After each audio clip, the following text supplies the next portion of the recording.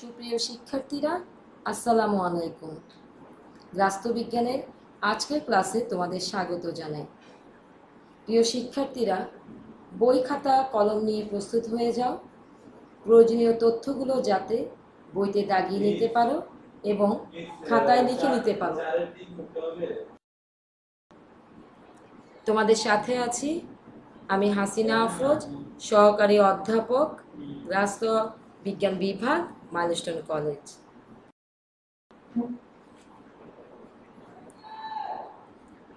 এখানে কিছু ছবি আছে।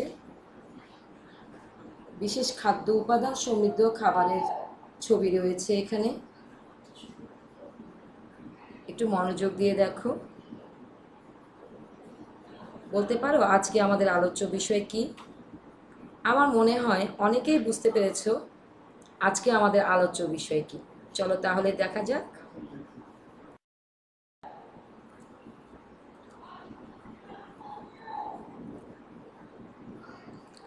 আমাদের আজকের আলোচ্য বিষয় হলো লৌহ ও আয়োডিন, পাঠ 11, অধ্যায় 10। এই অধ্যায়ের নাম হচ্ছে খাদ্যের কাজ ও উপাদান।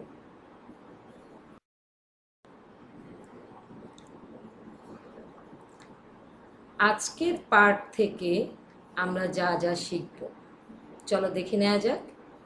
মানুষের দেহের জন্য দুটি গুরুত্বপূর্ণ লেশ মৌল লৌহ ও আয়োডিন সম্পর্কে জানব। লৌহের উৎস, কার্যকারিতা ও অভাবজনিত লক্ষণ সম্পর্কে জানব। আয়োডিনের উৎস, কার্যকারিতা ও অভাবজনিত লক্ষণ সম্পর্কে জানব। এখানে আয়রন রিচ ফুড অর্থাৎ লৌহ সমৃদ্ধ কিছু খাদ্য ছবি দেয়া আছে।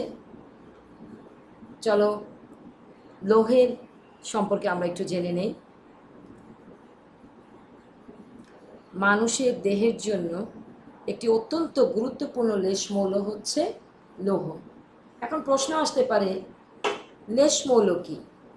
লেশ মৌল হচ্ছে সেই সব খনিজ লবণ যেসব খনিজ লবণ আমাদের দেহে পুষ্টির কাজে খুব সামান্য পরিমাণে অংশগ্রহণ করে।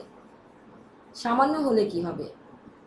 এদের কাজ কিন্তু অত্যন্ত গুরুত্বপূর্ণ। তাহলে লেশ মৌল কি? যেসব খনিজ লবণ আমাদের দেহে অত্যন্ত কম পরিমাণে প্রয়োজন হয় সেই সব খনিজ লবণকে বলা হয় লেশ মৌল।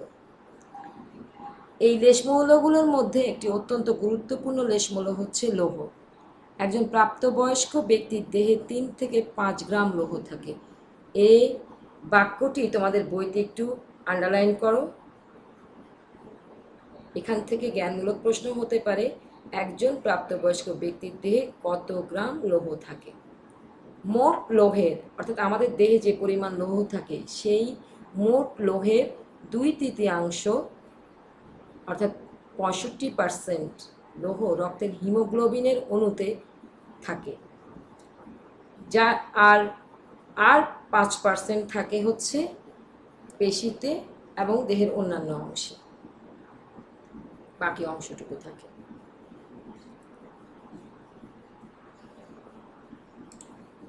আমি আবারও বলছি, একজন প্রাপ্তবয়স্ক ব্যক্তির দেহে 3 থেকে 5 গ্রাম লৌহ থাকে।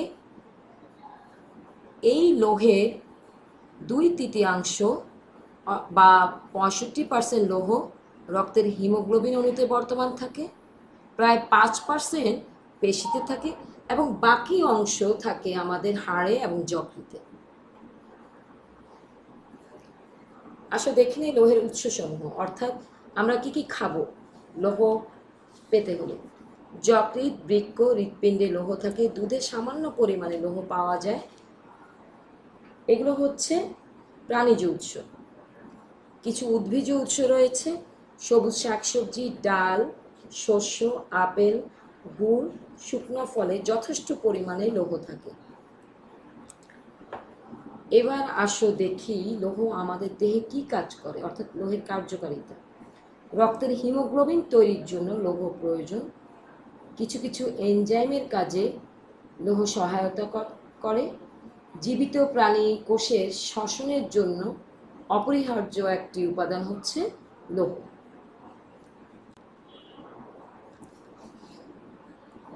লোহের অভাবজনিত লক্ষণ। খাদ্যে দীর্ঘদিন লোহের অভাব ঘটলে রক্তে হিমোগ্লোবিনের পরিমাণ কমে যায়। প্রিয় শিক্ষার্থীবৃন্দ, এই বাক্যটি তোমাদের বইতে দাগিয়ে রাখো। এবং লোহের অভাব ঘটলে অ্যানিমিয়া বা রক্ত স্বল্পতা দেখা যায়। এই বাক্যটিও দাগিয়ে রাখো। লোহের অভাবে তাহলে কী রোগ হয়? অ্যানিমিয়া বা রক্ত স্বল্পতা। এখন আসো দেখে নেই রক্ত স্বল্পতা হলে কী ধরনের লক্ষণ দেখা যায়। শিশুদের ক্ষেত্রে ক্ষুধাহীনতা থাকে, শিশুদের দেহের বর্ধন ব্যাহত হয়, শরীর দুর্বল লাগে ও চেহারা ফ্যাকাশে দেখায়, কাজ করার ক্ষমতা কমে যায়, কখনো কখনো শ্বাসকষ্টও হতে পারে। এখন দেখো আয়োডিন সমৃদ্ধ কিছু খাদ্যের ছবি আছে এখানে। আমরা এখন আয়োডিন সম্পর্কে জানব। এটি আরেকটি গুরুত্বপূর্ণ লেশমূল। মানুষের দেহে আয়োডিনের পরিমাণ 12 থেকে 15 মিলিগ্রাম, অর্থাৎ আমাদের দেহে 12 থেকে 15 মিলিগ্রাম আয়োডিন বিদ্যমান। এটা দাগিয়ে নাও বইতে। শরীরের পুষ্টির জন্য আয়োডিন একটি অত্যাবশ্যকীয় লেশমূল। এই যে 12 থেকে 15 মিলিগ্রাম আয়োডিন থাকে, এর 2/3 আয়োডিন থাকে হচ্ছে থাইরয়েড গ্রন্থিতে। সামুদ্রিক মাছ, সমুদ্রের তীরবর্তী এলাকার শাকসবজি ও পশুর মাংসে আয়োডিন পাওয়া যায়, অর্থাৎ এগুলো হচ্ছে আয়োডিনের উৎস। আয়োডিন আমাদের দেহে কী ধরনের কাজ করে? আয়োডিন দেহের থাইরয়েড গ্রন্থিতে থাইরক্সিন হরমোন তৈরিতে সাহায্য করে। অবশ্যই এই লাইনটি দাগিয়ে রাখবে, এটা জ্ঞানমূলক এমসিকিউ সব জায়গাতেই আসে। আয়োডিনযুক্ত এই হরমোন মানবদেহে বিভিন্ন ধরনের কাজ করে। তাহলে আয়োডিনের প্রধান কাজ হচ্ছে থাইরক্সিন হরমোন তৈরি করা। কোথায়?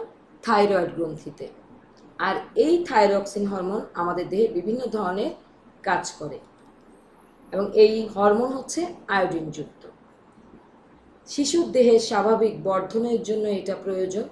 দেহের বিপাক নিয়ন্ত্রণ করে থাইরক্সিন হরমোন। মস্তিষ্ক ও স্নায়ুর বিকাশে সাহায্য করে থাইরক্সিন হরমোন, অর্থাৎ আয়োডিনের কাজই এগুলো।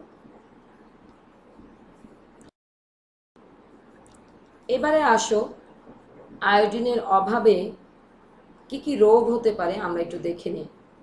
খাদ্যে আয়োডিনের ঘাটতি থাকলে যে সমস্যাগুলো হয় তার মধ্যে একটি অন্যতম সমস্যা হচ্ছে গলগণ্ড বা গয়টার। খুব মনোযোগ দিয়ে শুনবে, এটা বোঝার বিষয় আছে। আয়োডিনের অভাব হলে গলগণ্ড হয়। এই রোগে আয়োডিনের অভাবে থাইরয়েড গ্রন্থি থেকে থাইরক্সিন হরমোন তৈরি হতে পারে না। আমি আবার রিপিট করছি, আয়োডিনের অভাবে থাইরয়েড গ্রন্থি থেকে থাইরক্সিন হরমোন তৈরি হতে পারে না। ফলে থাইরয়েড গ্রন্থি হরমোন তৈরির জন্য অতিরিক্ত পরিশ্রম করে বলে গ্রন্থিটি বড় হয়ে যায় এবং গলার বাইরে থেকে ফুলা দেখা যায়। তাহলে কি হলো? গলগণ্ডটার তাহলে কি? থাইরক্সিন হরমোন কখন তৈরি হতে পারে না? আয়োডিনের অভাবে। আয়োডিনের অভাবে থাইরক্সিন হরমোন তৈরি হতে পারে না, যে কারণে থাইরক্সিন হরমোন তৈরি করার জন্য থাইরয়েড গ্রন্থিগুলো খুব করে চেষ্টা করতে থাকে।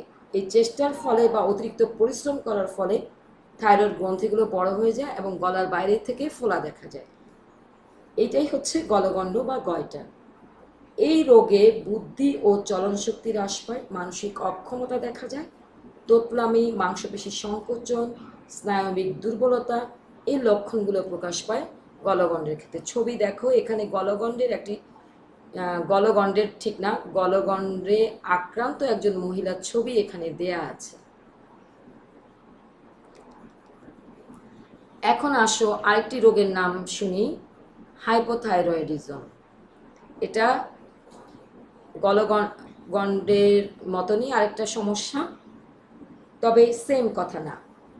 আয়োডিনের অভাবে থাইরক্সিন হরমোন তৈরি না হলে এই অবস্থাকে হাইপোথাইরয়েডিজম বলে আমি আবারও বলছি, দেহের প্রয়োজন অনুযায়ী থাইরক্সিন হরমোন তৈরি না হলে এই অবস্থাকে হাইপোথাইরয়েডিজম বলে।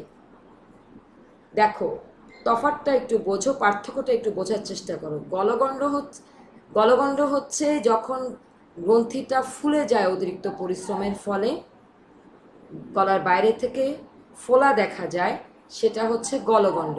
আর থাইরক্সিন হরমোন যে তৈরি হতে পারে না আয়োডিনের অভাবে, সেই অবস্থাটার নামই হচ্ছে হাইপোথাইরয়েডিজম। এবং এর কিছু লক্ষণ আছে: আলসেমি, শুকনা চামড়া, ঠান্ডা সহ্য করতে না পারা, কোষ্ঠকাঠিন্য ইত্যাদি হচ্ছে হাইপোথাইরয়েডিজমের লক্ষণ।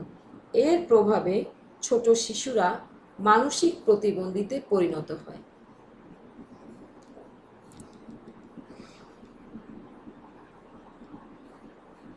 ক্রিটিনিজম, আয়োডিনের অভাবে আরেকটা সমস্যা হয়, শিশুর শারীরিক এবং মানসিক বিকাশ বিলম্ব হয়, ফলে হাবাগোবা বা বামনত্ব দেখা দিতে পারে। তোমরা প্রতিবন্ধী শিশুর অধ্যায়ে এই ক্রিটিনিজম সম্পর্কে জেনেছ। যদি কখনো 2 মার্কের জন্য প্রশ্ন আসে, অনুধাবনমূলক প্রশ্ন, যে ক্রিটিনিজম বলতে কি বোঝায়, আয়োডিনের অভাবে শিশুদের ক্রিটিনিজম হতে পারে এবং এটার যে লক্ষণগুলো ওই চ্যাপ্টারটাতে দেয়া আছে, প্রতিবন্ধী শিশু চ্যাপ্টারে ক্রিটিনিজমে যেটুকু আছে এবং এখানে যেটুকু আছে, দুটো মিলিয়ে তোমরা আনসার করবে। সাধারণত গর্ভবতী মাতা যদি ঠিকমতো আয়োডিন যুক্ত খাদ্য না গ্রহণ করেন, তখন শিশুদের এই ধরনের সমস্যা নিয়ে শিশু জন্মগ্রহণ করতে পারে।